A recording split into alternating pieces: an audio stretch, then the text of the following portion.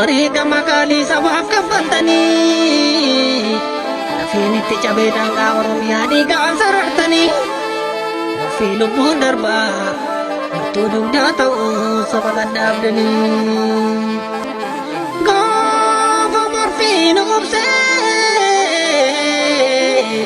gaafa marfii nu gubsee bi'eemmiin dirrisee gammoojjii fi baddaa gaaraa hanga gaaraa dachii hunda raasee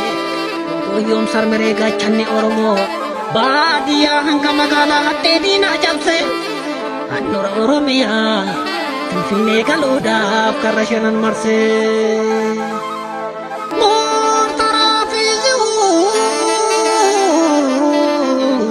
mortaraa fi zuun taankiin biroon inni gaafa daggala raasee Buyyoom sarmiree kilaashin jala bu'ee reebee harkaan qabee ma'aaf qawwee ishii hundarraa harcaasee Moonaa qabsoo bilisummaa Oromoof gabaasee Magan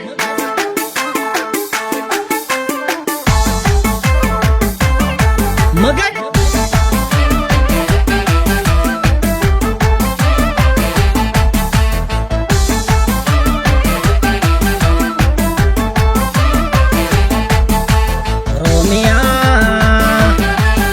jecha nabee qaaliiwwan sabaa gasi dhaabuudhaaf biyya walabaa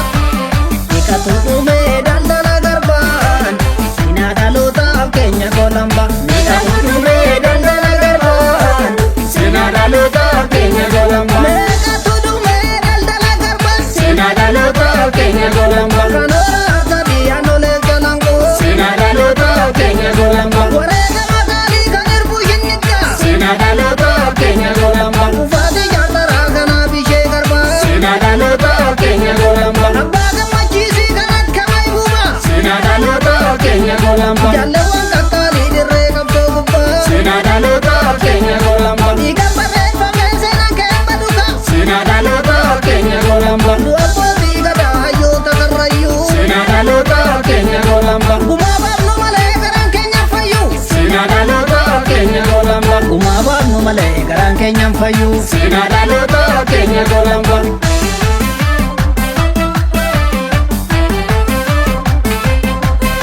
lolaa jira dhiirri karaa yaraayitu diina lolchiisi ijoollee warqitu ayoo keettiriirra har'as kumaataman dhiigamsi itichuu oon wareegama keessi ijaaruuf oon wareegama dangaa keessa raruuf oon wareegama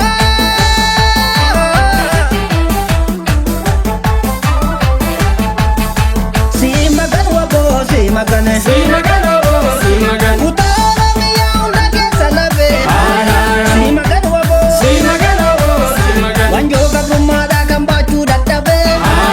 simagan wabo simagan dhiiga fi lafeenaan seenaa isaa katabe simagan wabo diina raasaa jira har'allee jajjabe simagan wabo simagan wabo simagan magan magan magan magan